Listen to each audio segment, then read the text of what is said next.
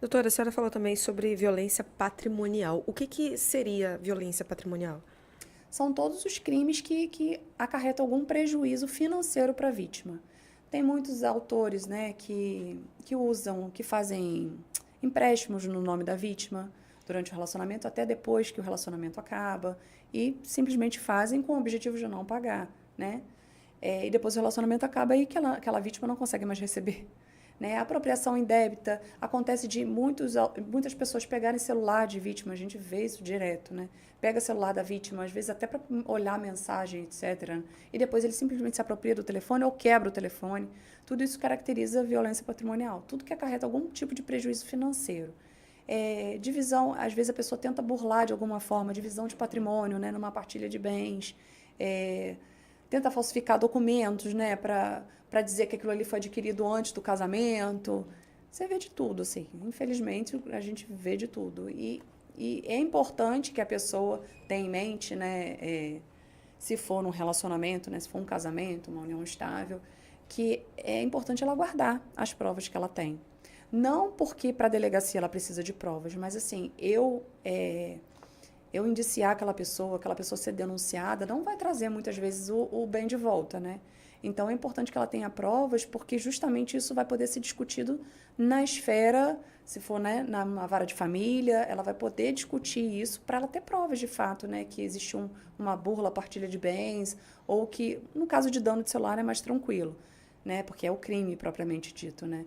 Mas, assim, é importante a pessoa tentar, na medida do possível, guardar provas, principalmente de crime patrimonial. Porque, normalmente, quem age assim, já age pensando em acarretar um prejuízo, em ter algum benefício, na verdade. A primeira coisa que eles pensam é ter um benefício. Quando eu encontrar um empréstimo no nome de uma outra pessoa e eu sei que eu não vou pagar aquele empréstimo, eu estou querendo um benefício para mim e estou prejudicando outra pessoa, né? Existe um estelionato ali. Ou qualquer outro tipo de crime que, na situação concreta.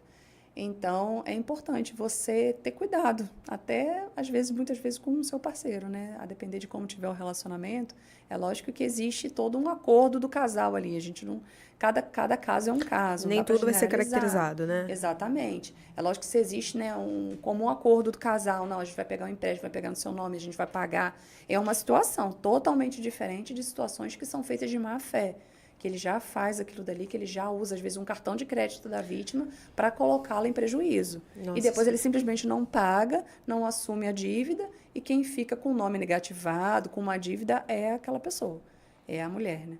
E é comum elas fazerem a ocorrência com relação a isso? Ou porque eu já presenciei diversos casos onde o marido usa o cartão de crédito, ou pega empréstimo, ou faz esse tipo de coisa, e assim, e só vai acumulando mais e mais Então, e mas mais, e as vítimas não. foi até legal, interessante ela colocar, né, sobre essa questão que muitas pessoas não sabem, né? É. Não tem essa informação, né, desse crime.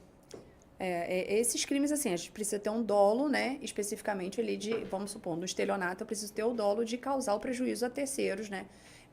Às vezes, o que pode acontecer, às vezes, muitos casais pegam o empréstimo por alguma razão, eles não conseguem pagar, né? É uma Entendi. situação, que é uma situação diferente de um autor, né? Que faz de forma De má fé de já, má né? fé, exatamente. Ou às vezes ele até começa a pagar, mas paga 3 parcelas ali, já ciente que ele não. E fica muito claro, né? Na narrativa da vítima você vê muito claro.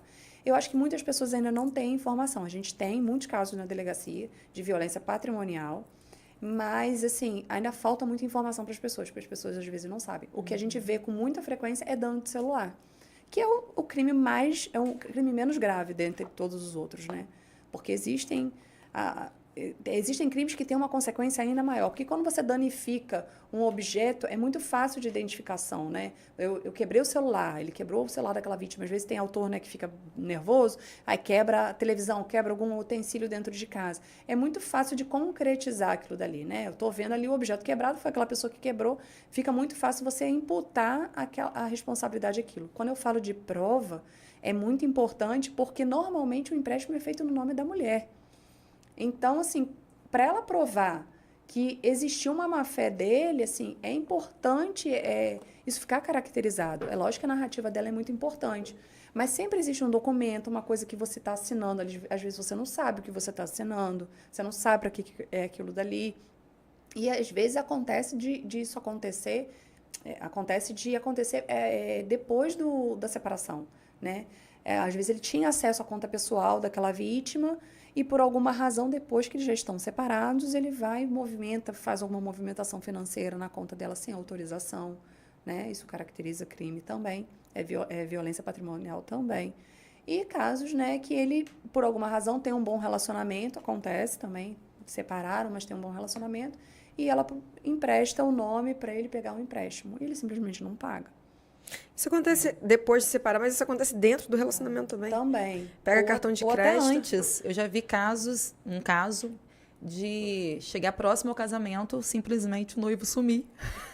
Com dinheiro, com tudo. E sumiu mesmo, não apareceu. Isso é violência patrimonial.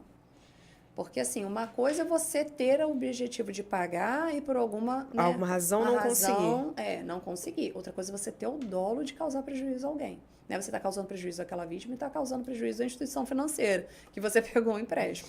Então, assim... E vira uma bola de neve, porque começa pedindo o cartão emprestado. Aí não consegue pagar a fatura do cartão. Aí chama para ir à instituição bancária para fazer um empréstimo para poder pagar. E disso vai girando, vai girando. E normalmente a pessoa, quando faz isso, ela já sabe que ela não vai pagar. Sim. Ela já sabe que ela não vai pagar. Mas às vezes até a vítima sabe que ele não vai pagar. E a pena, doutora? Então, mas aí isso é importante. Se existir um consentimento da vítima, não caracteriza o crime. Tá? Se ela foi junto... Se ela aceitou... Não. Exatamente. Se ela já sabia que ele não ia pagar e ela consentiu, não existe o crime. Porque às vezes acontece, né? A gente tem que defender a mulher, mas também já aconteceu de chegar uma situação que ela sabia que ele estava pegando um empréstimo, que ele não tinha condição de pagar, sabia que ele não ia pagar e depois que ele não pagou e ela ficou com raiva dele por outro motivo, ela quis denunciar por isso. Exatamente. E ela foi bem clara ao dizer que ela sabia que pela renda dele ele não tinha condição de pagar o valor que pegou. Aí fica difícil. E a pena para esse tipo de crime, doutora? Já é um pouquinho mais alta. Estelionato, por exemplo, já é mais alta. Que vai enquadrando outras coisas. Exatamente. Né? Porque uma coisa vai puxando a outra. Acontece também casos, né, da pessoa falsificar, muitas vezes, a assinatura. Aí você vai só somando, né? Porque existe o estelionato, existe a falsificação, né? Existe a falsidade ideológica. Então, assim, você vai puxando, vira uma coisa sem fim. Isso aí. Como que a informação é importante, né?